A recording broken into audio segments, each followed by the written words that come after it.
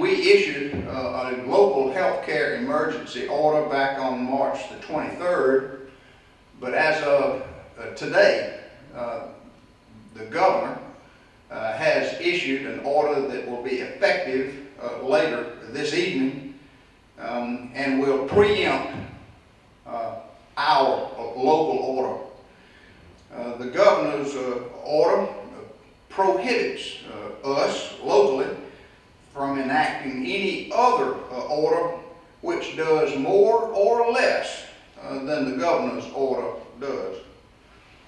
We fully support the governor and his order, and we encourage all of our residents and citizens to voluntarily comply with both the letter and the spirit of the governor's executive order. The governor's order is quite comprehensive. It basically, first and foremost, orders all of us to continue to practice social distancing and sanitation hygiene. Secondly, it prohibits gatherings of 10 or more people at a single location where the people are required to sit or stand within 6 feet of one another. And this, I understand, would include churches and funeral services as well. Thirdly, the order requires all residents and visitors to the state of Georgia to stay home, except in 4 categories of activity. First, if you are participating in essential services, or secondly, if you are performing necessary travel. Thirdly, if you are engaged in minimum basic operations for businesses that are not classified as critical infrastructure, or fourthly, if you are working in critical infrastructure and going to and from that work. These 4 broad exceptions to the stay-at-home order are further outlined and detailed in the governor's order. And certainly I would recommend a thorough analysis of the governor's order to you. We are indebted to the Association of County Commissioners of Georgia and to the Georgia Municipal Association for providing us with their summary and review that I'll share with you at this point. Essential services means acquiring what you need to keep your household going. Therefore, an essential service is going to the grocery store, going to the pharmacy, going to the hardware store if your toilet breaks, if you've got a problem, if your air conditioning goes down and needs some repair. Those are classified as essential services. So first and foremost, I want to urge everyone not to make a run on the grocery store and to try to stock up with 2 weeks worth of stuff. You don't need to do that. You are allowed under the governor's order to go back and forth as necessary to the grocery store, pharmacy, other retail outlets to get what you need to keep your household going. So that's first, and all of that is under the essential services exception. Secondly, necessary travel, as I just outlined, means getting in your car, going back and forth to the grocery store, to the pharmacy. Thirdly, minimum basic operations basically are retail activities as well as working outdoors in those industries that are not considered to be essential infrastructure.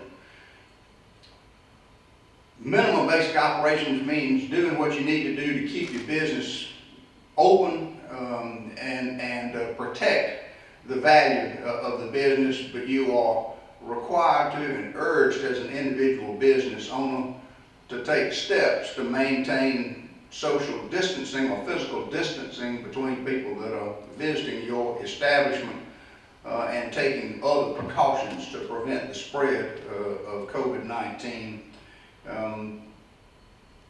Next, going to and from work in critical infrastructure is an exception to the governor's stay-at-home order.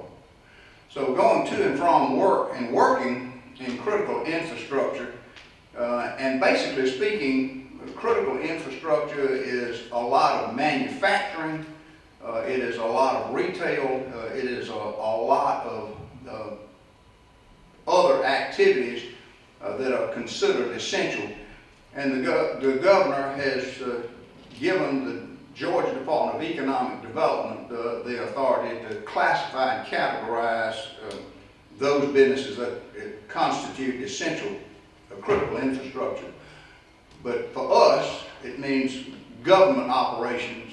We're part of the essential infrastructure, and to continue to operate over the next 2 weeks, 4 weeks, or however long we do, we are taking steps to continue to operate and provide essential government services to all of our citizens and residents. There are, however, a number of businesses that are specifically ordered to be closed under the government. Restaurants are ordered to be closed with the exception of takeout orders, curbside, and delivery. But in-house dining at the restaurants is prohibited. Certain other businesses that require close contact of individuals are specifically listed and ordered closed by the governor's order, and they would include bars, nightclubs, gymnasiums, fitness centers, bowling alleys, theaters, live performance venues, amusement parks, personal care services such as body waxing, threading, eyelash extension, cosmetics, hair design, barbers, body art studios, commonly known as tattoo parlors, cosmetology schools, hair design schools, barbering schools, aesthetics schools, nail care schools, and licensed massage therapists are all ordered closed during the period that this order is effective by the government. As I say in closing, the governor's order preempts any enforcement of the local order that we previously issued. We again urge compliance, voluntary compliance of all of our citizens with the governor's order. The governor's order extends until Monday, April the 13th, which is the Monday after Easter. Therefore, we know that there's going to be a lot of concern, especially by churches, for what to do about Easter services, sunrise services. But again, those services fall under the prohibition contained in the governor's order about gatherings of 10 or more people in a specific location where they're unable to maintain more than 6 feet of distance between individuals there. So hopefully churches will have time to take steps to make their services available online or through video rather than in person, because all of us know and recognize that we want to do all that we can to slow or stop the spread of COVID-19 and to protect our most vulnerable citizens from being impacted by this disease. And we also want to try best we can to prevent our hospitals from being overcrowded or unable to provide the relief that they want to each and every patient. With that, I want to say thank you again to citizens and residents of Macon-Bibb County for what I know will be their voluntary cooperation.